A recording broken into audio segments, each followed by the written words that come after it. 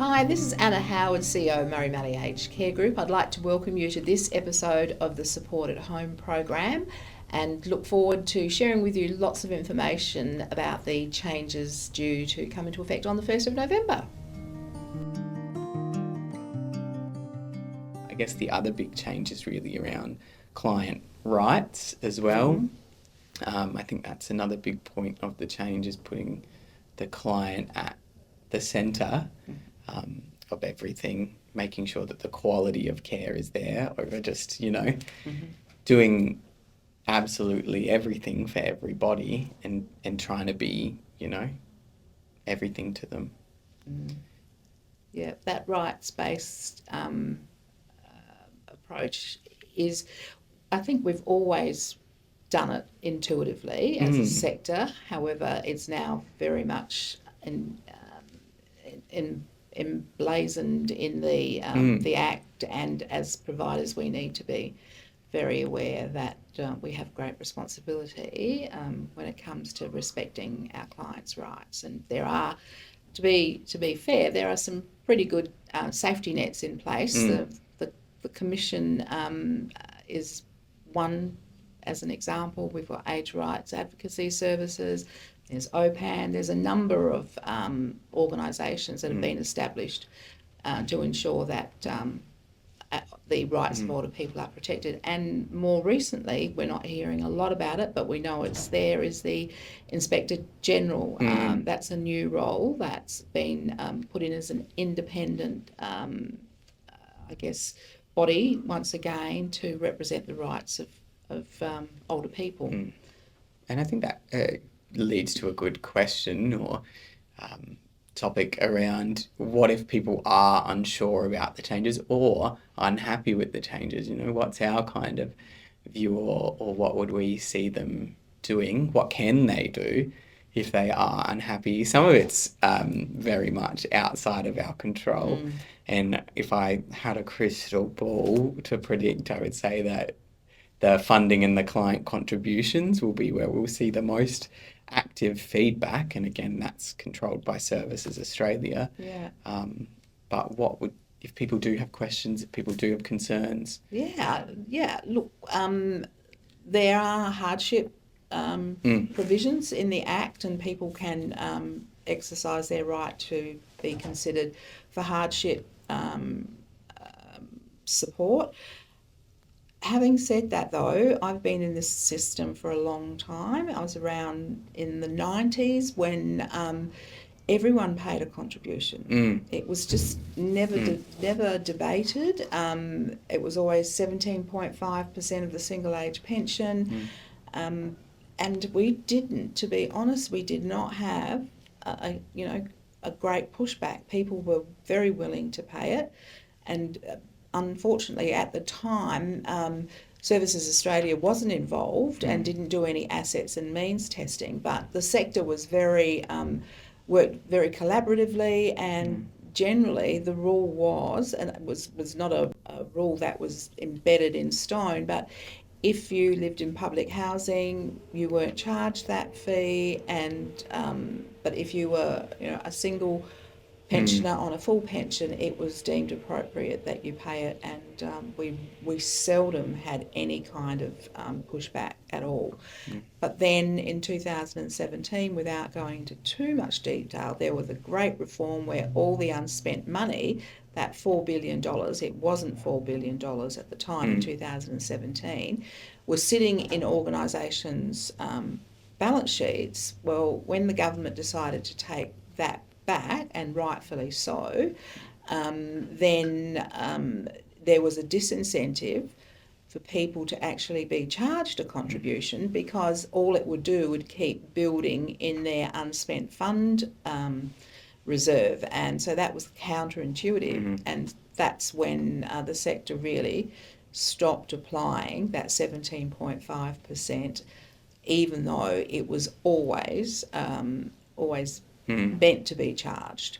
And a few of our clients still, not a lot for us, but a few of our clients still do pay a contribution. There's the income tested fee that That's clients pay, and they'll continue to pay, which will change a little bit. yes. The Commonwealth Home Support, the bus trips, like you were saying, they are paying contributions already. And so it will be somewhat of a slow burn, probably because of the amount of grandfathered clients. You know, the majority of our clients won't see that effect financially, really, unless, except for changing in pricing, Yes. which is also probably a good point of topic. Providers are going to have to change their prices. How are we approaching that? Yeah. Yes, well, for those people who have attended our town halls and who have, kept up with the information we've distributed, we have been receiving a 20% care management fee and a 10% package management fee as part of the home care package resources that each individual's allocated. It's essentially a flat fee every month. It is, you know? that's right. It is a flat fee. That's a good way of putting it. We know that we were entitled to 30% of the overall budget, and so that was how we managed all the back of house, if you like, all the administrative expenses, staffing expenses that are not direct services.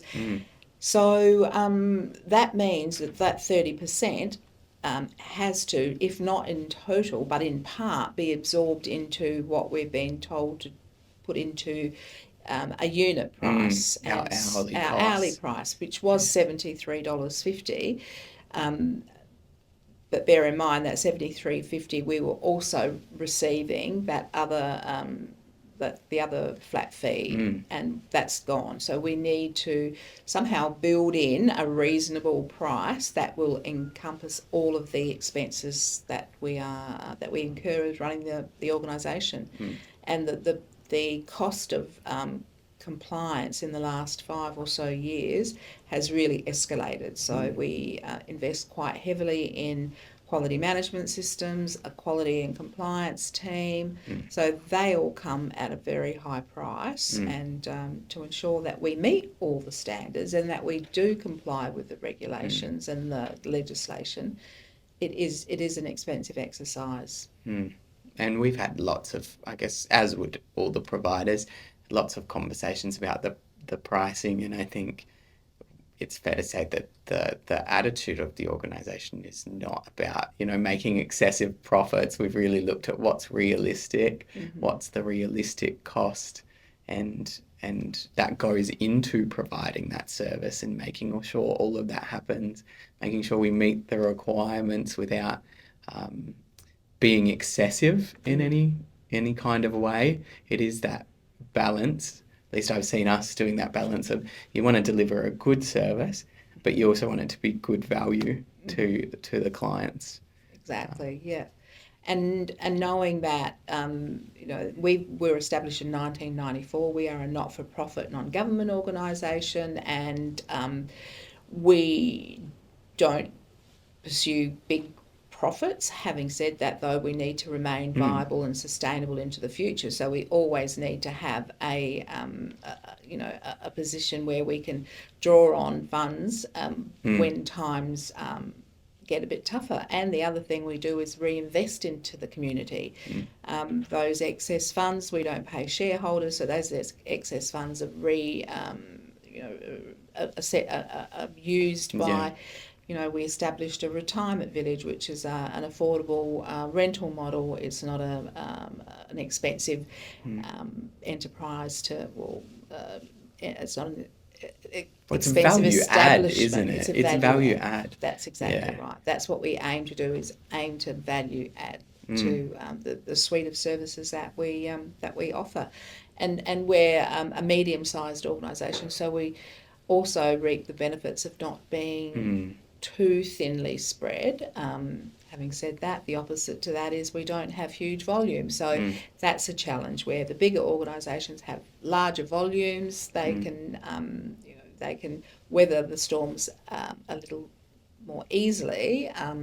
than us, And I think medium size. it's also that advantage of it too, isn't it? And we see that with our clients, that kind of personal touch, that people know the people. You have a relationship generally with your care partner or your support worker, or quite often you get involved in things that probably many other CEOs wouldn't, with clients, or allow clients to raise concerns to you even at that level, and you wouldn't necessarily get that in a large organisation. So there's all of those. The directors are very committed to, where they're mostly founded on, the organisation was founded in regional South Australia by regional people, and they expect that we continue to honour that history and honour the hard work that a handful of people, really 30 odd years ago, put in to establish the organisation. And we like to think of ourselves as providing care with a country heart, because we're still very committed to that, that history that founded us. Thank you for watching this episode. If you have any further questions, you can go to the My Aged Care website. You can call us on 8532 2255, or go to our website, murraymalley.org.au, and we look forward to seeing you in the next episode.